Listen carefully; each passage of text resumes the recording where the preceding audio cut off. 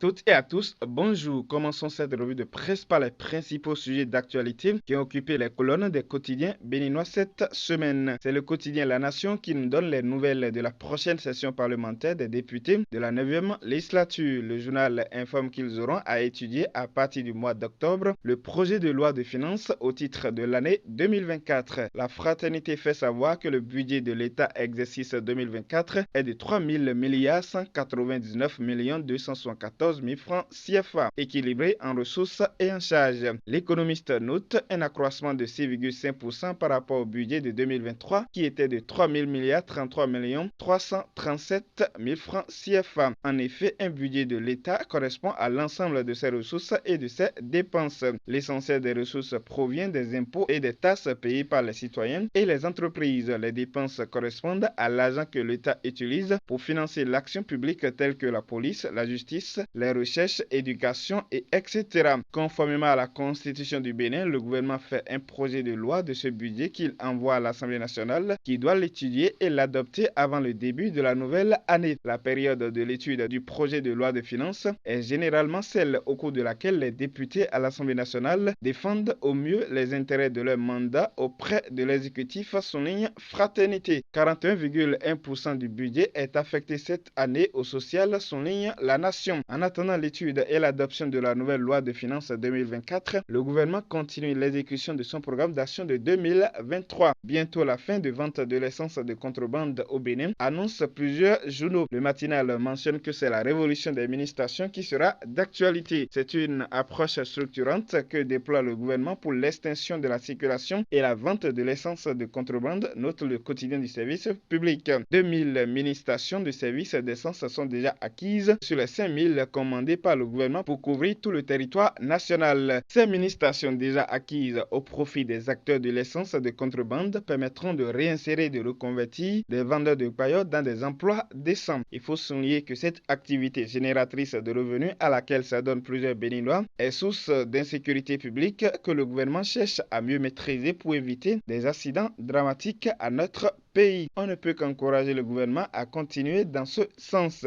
Du côté du Gabon, le Premier ministre a présenté cette semaine les étapes de la transition. Selon Raymond Ndong Sima, le dialogue national qui aboutira à la mise en place d'une assemblée constituante chargée de rédiger la future constitution du pays pourrait avoir lieu entre avril et juin prochain. Les militaires qui ont renversé Ali Bongo ont décidé que durant la transition, il n'y aurait plus d'opposants ni de majorité. Tous les Gabonais sont appelés à contribuer à la mise en place des institutions pour une meilleure gouvernance du pays après la transition, a appris RFI. Raymond Ndong Sima a annoncé mercredi à Libreville le lancement d'un appel à contribution la semaine prochaine auprès de toutes les catégories de la population en prélude à l'organisation d'un dialogue national, sur le site Africa News. Pour rappel, le 30 août, l'armée a renversé Ali Bongo au pouvoir depuis sa première élection en 2009, quelques instants après qu'il ait été réélu au terme d'une élection jugée frauduleuse par les militaires et l'opposition. Pendant que le temps de la transition n'est pas encore connu au Gabon, au Mali, la junte militaire au pouvoir reporte l'élection présidentielle censée avoir lieu en février 2024. Il s'agit d'un nouvel ajournement de la part des colonels par rapport aux engagements pris au cours des discussions avec la communauté économique des États de l'Afrique de l'Ouest en vue d'un transfert du pouvoir, renseigne Le Monde Afrique. Les autorités citent parmi les raisons techniques expliquant ce report des facteurs liés à l'adoption en 2023 d'une nouvelle constitution et à la révision des listes électorales, mais aussi un litige avec une société française impliquée selon elle dans le processus au niveau du recensement, en croit le site MaliWeb. Wakat sera se faire l'écho des voix qui s'élèvent contre ce report au Mali. L'appel du 20 février, une coalition d'organisations de la société civile et de partis politiques demande le respect des échéances électorales prévues en février 2024 selon un communiqué de ce mardi 26 septembre 2023. Il faut noter que le Mali aussi a connu un coup d'État en 2020. Après plusieurs discussions avec la CEDEAO, les militaires ont pris l'engagement d'organiser les élections en 2024 pour laisser le pouvoir aux civils. Pour l'instant, aucune réponse officielle de la CEDEAO n'est encore donnée à ce report unilatéral des militaires au pouvoir au Mali. Au même moment, à l'issue d'un bras de fer de 2 mois avec le régime militaire nigérien, le président Emmanuel Macron a fini par pas annoncé dimanche.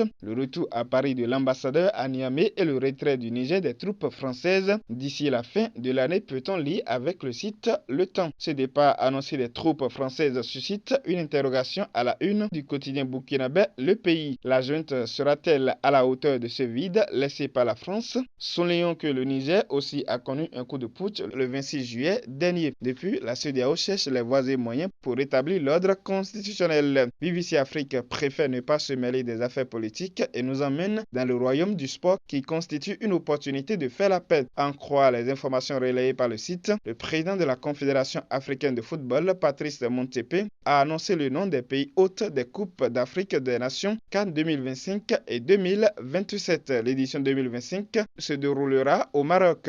C'est la deuxième fois que le pays nord-africain accueille le tournoi après l'avoir fait pour la première fois en 1988. Une décision certes motivée officiellement en partie pour favoriser la candidature du pays avec l'Espagne et le Portugal à l'accueil de la Coupe du Monde en 2030, a indiqué mercredi la CAF, mais qui se justifie aussi par la montée en puissance du royaume chérifien dans le football mondial et de son rôle reconnu d'organisateur de grands événements sportifs internationaux, fait savoir le Point Afrique. La Coupe des Nations 2027 a été attribuée pour sa part à une candidature conjointe du Kenya, de la Tanzanie et de l'Ouganda. L'événement phare du football masculin africain sera ainsi organisé en Afrique de l'Est pour la première fois depuis 1976, année où l'Éthiopie l'avait accueilli. Faut-il le rappeler, la CAF procède à la désignation à l'avance des nations qui vont accueillir la compétition afin de leur permettre de préparer les installations adéquates que nécessite l'événement. Dans un contexte nourri par les difficultés d'instabilité politique en Afrique de l'Ouest, le quotidien ouagalais aujourd'hui au Faso trouve que ces événements sportifs sont des moments qui concilient les peuples et consolident les relations sans discrimination politique ou ethnique. On termine cette revue par l'émission Éclairage du coach, animée par le coach Patrick Amampouyon cette semaine. Le vœu d'obéissance n'est pas l'esclavage. Le thème a été développé de long en large. Le développement fait par le coach nous a permis de comprendre que l'obéissance signifie écouter d'en bas, écouter pour discerner et appliquer. Et pour y arriver, il faut avant tout reconnaître qu'on ne connaît rien. L'obéissance n'est pas de la soumission en ce sens qu'elle ne nous permet pas de bien discerner les choses avant l'application. Obéir à un homme ne veut pas dire obéir à Dieu. Alors, il faut donc éprouver toutes choses et écouter ce que Dieu dit en nous avant de passer à l'action. Que comprendre de la notion de paix spirituelle et qu'est-ce que le vœu d'obéissance? Tapez sur la page YouTube Coach Pouyon officiel pour toutes les réponses. Fin de cette revue de presse africaine présentée par Jérôme Wenceslas Kako avec Guy Lafont depuis le studio Bernard Pouyon de Cotonou. Bon week-end à tous.